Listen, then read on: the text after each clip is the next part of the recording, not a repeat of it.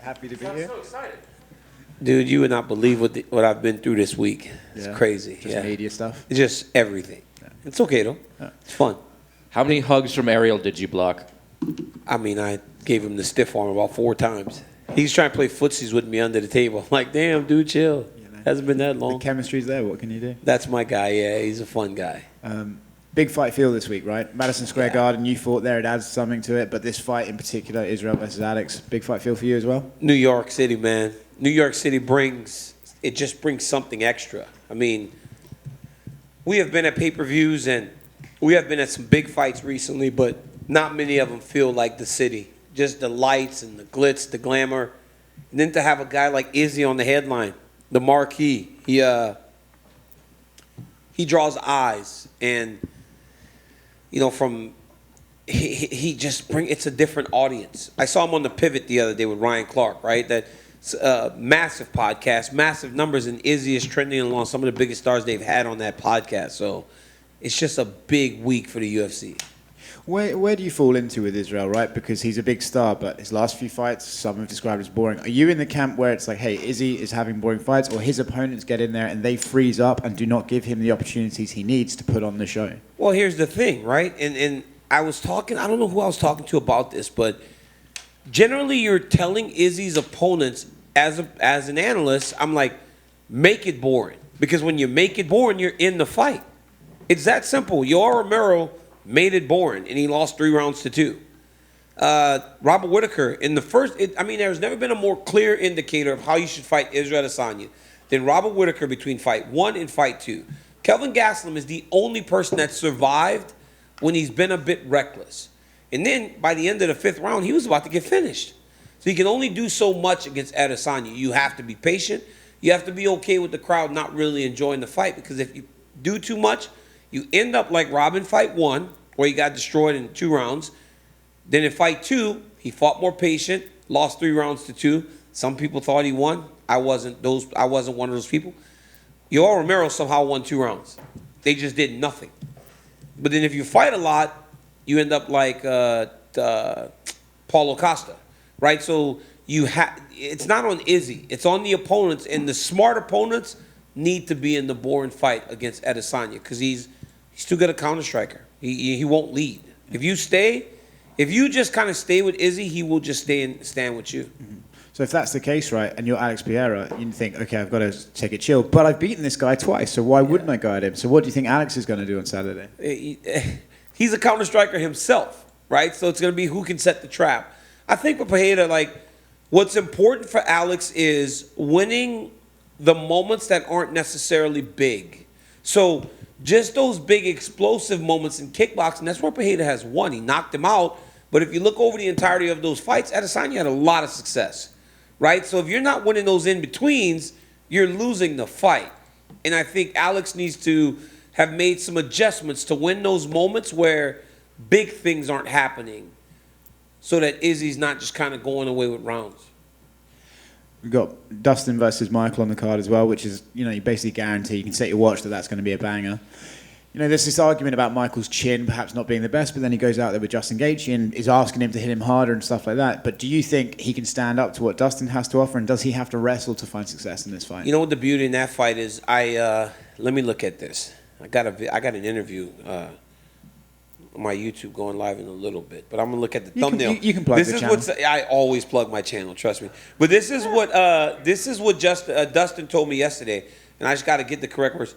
Yes, if Michael Chandler tries to fight him like he did Justin Gaethje, I'm gonna clean him up, like it's over. He does not think for 1 second Chandler can fight him in the way that he fought Gaethje. He's not saying that the chin won't hold up. His rhythm is too good, he believes, for Michael Chandler to stand with him for 15 minutes. So if Dustin is to be believed, Chandler does need to wrestle. And then you got Michael out here yesterday saying that if he fights him like he did Gaethje, he will break Dustin. And Dustin's not necessarily a guy who's known for breaking in those big fights. So is that kind of what we want to see as fans? It's rooted in Michael's belief that he wants to be here more than Dustin, because he hasn't seen the heights that Dustin has seen in his career.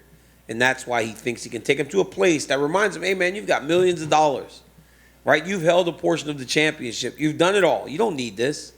Chandler thinks he can show him that, and that will remind Dustin that he doesn't want to be in there going through what he's going to have to go through to beat Michael Chandler. It's a fun one. It's a fun one also because of all that, right? Like all that stuff. And then they'll look at you both and go, oh, but there's no bad blood. But you guys are saying some pretty disrespectful shit about each other. Right. You know what I'm saying? But that's why it's so good and so fun. I appreciated you trying to get them to talk shit to each other. But they did, though. Like when they were on DC and RC, like, and that went, you know, the 1 second delay on TV sucks. But in that instance, it's pretty good because it makes the argument better. Because they're just interrupting each other over and over again. It was fun. By the way, I don't know if the moderator is meant to be pissing himself laughing as they're insulting each other. When Dustin said when Mike goes, he said he'd rather sell hot sauce, I was laughing. It was hilarious. DC right in front of you here, straight ahead. Oh, okay. Obviously, a lot going on this week. Huge fights this weekend. But I did want to get your thoughts on the news on Tuesday. Cain Velasquez, yes. Your friend out on bail. Just kind of your initial reaction to the whole thing. I was happy. I was very happy for Cain, for his family, for Michelle, little Cain, and Coral. Just they've been through a lot in the last 8 months as a family. And from Coco having to go to school, at the school that our children go to while her father and her family is going through all that they've gone through, it's very difficult for a teenage girl, you know. So I was very happy for him. And then I got to speak to Cain on yesterday morning. We FaceTime a little bit. So it was nice to see him laying on the floor with his son, man. Kid stayed home from school and hung out with his father. It's beautiful. And I know we had asked you at the time when he was incarcerated, like, you know, how's he doing? And you say, oh, he's holding up all right. But can you kind of describe the relief maybe that comes with what the decision was on Tuesday? The relief I can explain for me. I could never try to attempt to tell you what that felt like for Cain Velasquez because I've never been in a situation like he's been in. But for me, the relief was knowing that he gets to go home, you know, because in times, you know, from the phone calls to the visits, he put on a brave face, but I could tell he was hurting, you know, and it hurts us to see him in that situation. And but it's not over yet. But I think for me, the beauty in him getting to go home was also in the words because I heard the judge say something to the a crime of passion. There's a viable defense for that, and I think in that that's a positive thing for us. Great, thanks. DC over. It's unrelated to the main event or anything, but this is going to be Frankie Edgar's retirement fight Yes. Saturday too. So, what are some of the memories you had just being around Frankie, both in and out of the octagon? It's the best, man. Frankie's always been the best. He's like, we always called him the little engine that could because he was always too small. He never should have been a lightweight champion. But he was a lightweight champion, and he fought for the featherweight championship, and now he's a bantamweight, which is probably where he always should have been. And he's always been fun. He's always been exciting. He's always been a gentleman. It's the curtain comes down on all of us. And I'm just happy that Frankie's making that decision. And he seems like he's very confident and okay with his decision to retire, regardless of the outcome. I asked him that this morning. I go, it's one of those situations where you go out there and you fight well, and you go, you know what, I got more left in me. He goes, no, I'm good. He goes, it's time for me to turn my focus. He said, because if I don't retire now, I could never start something new or the next thing in my life. So good to hear that for Edgar. And we spoke with Chris at Media Day, and he said, well, he respected Frankie and everything he did. His words were, his time is up, and I'm going to have no remorse sending him into retirement. Is that the right attitude to have for this young fighter? I mean, you got to be licking your chops when you're looking at a guy on the way out, because they say when you start talking retirement, one foot's out the door. So, yeah. And plus, Gutierrez lost his UFC debut, and that's it. And he's looked like an absolute savage. The guy is a phenomenal striker. He's tremendously tough, and he's got a massive opportunity in front of him. For all the winning that he's done, I think it speaks to the depth of the bantamweight division that he isn't ranked, because there's not another weight class in the UFC where you could fight as well as Chris has and not be in the top 15. Yeah, John was in here saying that he's the best unranked bantamweight on this roster right now. Well, if John Anik said it, then take it as word. And finally, for me, Volkanovski obviously wants to go up and challenge your friend Islam. Obviously, you're close with Islam, but I guess what advice would you give to any fighter trying to go up and down in weight to get 2 belts? Something that you accomplished. Okay. Yeah. I did that. Remember that? Yeah, I know you remember that. You don't change much. You just get ready to fight. the guy's going to be a little heavier, but Volkanovski did not look small in the octagon whenever he walked in there to challenge Islam. He's shorter. And it may be an illusion because Islam's like at weight and he's in shape, and Volkanovski isn't. You know, he's like out of camp and looking a little bigger. But I think he made weight, though, didn't he? Didn't he make weight? He still didn't look small.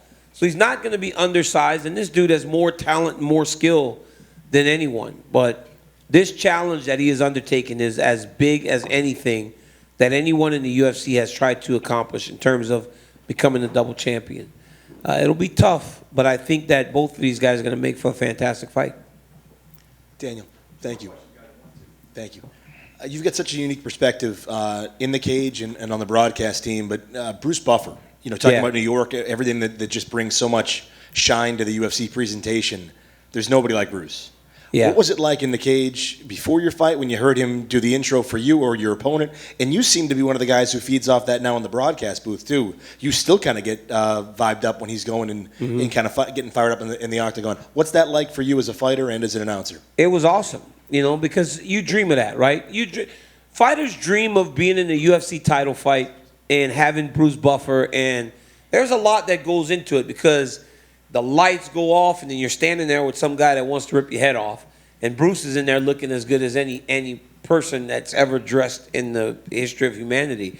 And he starts to say your name, and my thing was always to get through it, get fired up by it, never give Bruce a fist bump. Kiss of death. At least it used to be. The guys have started to kind of like not lose as much when they fist bump Bruce. But for a while, you fist bump Bruce, you lose your title. So I just would that's what I would try to do. But again, the glitz and the glamour, his whole thing is just, it's as UFC comes. And the UFC would not be the same without Bruce Buffer. And so it's a magical moment being in there with him. Thank you. And real quick, I thought you were so hard on yourself with the WWE comments. I thought you looked great. It seemed like you had fun. No, I had fun. Let me tell you something. I had fun, but I was more suited for the role of going to get shoes from the back. Looked like I worked at Foot Locker, dog. I was like, they were like, yo, what do you want to do next? I'm like, let me lose some weight if I'm going to do anything next. And then I'll come back. Daniel, here at the back here. Daniel, I wanted to get your thoughts on Anderson's last fight, and do you think he should keep going even at his age? I thought he did good. But, I mean, this is like, you know, Anderson gave away some rounds in the middle there, and people were like, well, he wasn't trying. I'm like, well, that's his MO, right? Anderson was one of those guys that at times does kind of sit back, and in sitting back, he lost some rounds that he probably shouldn't. I thought he did a great job for himself, and I thought that he fought hard, he fought well, but the kid's getting better. Were you impressed by Jake? I thought Jake did pretty good. So DC, you had your list yesterday of was the best list. Yeah, don't you come at me? I'm not coming at you at all. All right, I'm just saying, how far down the list until you throw your own name on there? Let me say something. If they did MMA fighters, I was going to be on that list. Number one, right? Yeah, number one. Screw it. All day long, every day, twice on Sunday. But they told me boxers too. And everybody wants to get mad at me because I didn't put Muhammad Ali first. But it's like the Jordan argument. Yeah. It's like LeBron James is the best basketball player of all time, regardless of how many pairs of shoes you sell. But it's because we grew up watching Michael Jordan. Yeah. Nobody wants to ever compare them. It's the same thing with Muhammad Ali. Floyd Mayweather is Kevin Iole, who I respect greatly, did say Sugar Ray Robinson. And, I mean, you know, that's true too. But, you know. It's like my boy Chris Mad Dog Russo talking about Jerry West as the greatest basketball player of all time. How far back you go back? Like, how far back you gonna go? Yeah, come on. So DC, I just want to look at this. You're a dad. You're obviously a great friend. You're a father. ESPN host. Yes. Podcast host. UFC commentating, making appearances on WWE and NCAA wrestling. Yeah. I'm just a kid, man. Like, when do you sleep, man? I didn't mention coaching wrestling. Yeah, I don't sleep. Seriously. Yeah, that's it. I sleep for a few hours and I wake up because my mind just doesn't shut off. I'll text like these guys like early in the morning. I'm like, yo, you awake? The only guy awake is this guy because he's got like new kids. He's like, I got children, man. I'm up too. Yeah, like, all right, what's up, Zach? But no, I sleep. But like, man, when I get home, like the greatest thing for me, honestly, is when I'm home on a Saturday and I get up on Saturday morning and I like make breakfast for my children and we just lay around watching football. That's like the best because even when I'm home, I'm doing a lot of wrestling stuff and everything else. But I would much rather live the life that I live today than any other, because I'm blessed. I'm lucky. Last question. Yeah, last question. All right. Speaking of wrestling, you did a fantastic job at the NCAA tournament. Bo Nickal obviously came in. He's a big star, but Yeah. everyone's making a big deal of it because that's rare. Like a lot of the top American wrestlers, they go onto the national scene. Like Spencer Lee, Yanni, Yeah. they're like locks to go onto the national scene. Like, Yep. You have an influence. How do you get these guys to come over to MMA? We've got a few. We've actually got a few at AKA right now. Kyle Crutchmer, Nick Piccinini, and Jacoby Smith, Oklahoma State Cowboys, right? The mecca of wrestlers turn mixed martial arts fighters is the Cowboys of Oklahoma. But those guys are going to do it, and I'm usually on the front line trying to get them to fight, because I tell them about not everybody can make the Olympic team. It's impossible. 6 guys go to the Olympics. It's almost an impossible dream. So when they chase that Olympic dream, you put everything on hold. I think right now, coming to MMA for guys like Nick, like Bo Nickal, Bo Nickal, for as good as he was not going to make the Olympic team. And anyone that knows wrestling knows that Bo is going to be number 2 or number 3. So for as phenomenal as he is, and for as much as Bo will tell you, that's what makes him so special too, because he'll tell you how great he is. He wasn't beating David Taylor, right? He's not beating Kyle Dake. So it's like this was his best option. He wasn't beating Jaden Cox. Like, these guys are the best in the world. And Bo was a step behind that right now. Don't know what happened in 4 years, but right now he's not beating those guys. This was a better option for him. And I think with his boxing background, the sky's the limit for this kid. He's going to be as good as anyone that we've seen in a long time come from wrestling. Thank you, Got DC. DC right here. All right. Follow up on your list. You put Habib at the top of your list. Why Habib? You think I'm the only one? Did you see what Jan Blachowicz put? Let me tell you what Jan Blachowicz put. Because everybody want to come at me like I'm wrong. When I'm the person on TV making lists. Why don't you make a list on First Take? All right. Jan said, many call Fedor the greatest fighter of all time. Dana thinks that is John Jones. If I had to choose between Fedor and John Jones, I'd choose Fedor. But in my opinion, Khabib is the best fighter. As of today, I would call Khabib Nurmagomedov the greatest fighter. So why am I so wrong? Everybody wants to talk about I'm biased. I'm going to start wearing a t-shirt that says biased. Because if I was so biased, I wouldn't have a damn job. But it's like, Khabib is as good as they come. He's 29-0. No, dude, I want one of you guys to tell me, if that dude didn't retire, who was going to beat him? Islam? They wouldn't have fought. Because now Islam's the champ, and it seems as though Islam is going to be a guy that can or has the potential to hold the belt. He could have held the belt as long as he wanted to. He could have went to 40-0 if he wanted to. Can I answer that question? Yes. Being a WWE guy, you should know that you should have been squeaking in Islam's ear to call out Habib and get that rivalry. No. That's a WWE line. If right you don't there. want me booking. You don't want me booking. Because if I was booking, yeah, it would be messy. I'm just messy. Guys, thank you so much. I appreciate you guys like always. I got to go to a meeting. Hey, you know what? You know where I'm going now? You know the stats guy that I always go, how was a takedown or that one? Yeah, I've been called to his office. Came here. Hey, you get those mat returns. I'm actually kind of scared to go into this meeting now. DC, you get those mat returns taken off? No more mat returns. No more mat am I returns. wrong? That's not a takedown. They're giving Khabib Wrestling's been around for 200 years. That's not a They're giving takedown. Khabib takedowns from mat returns. He's got 22 takedowns in a 15-minute fight. Like, come on.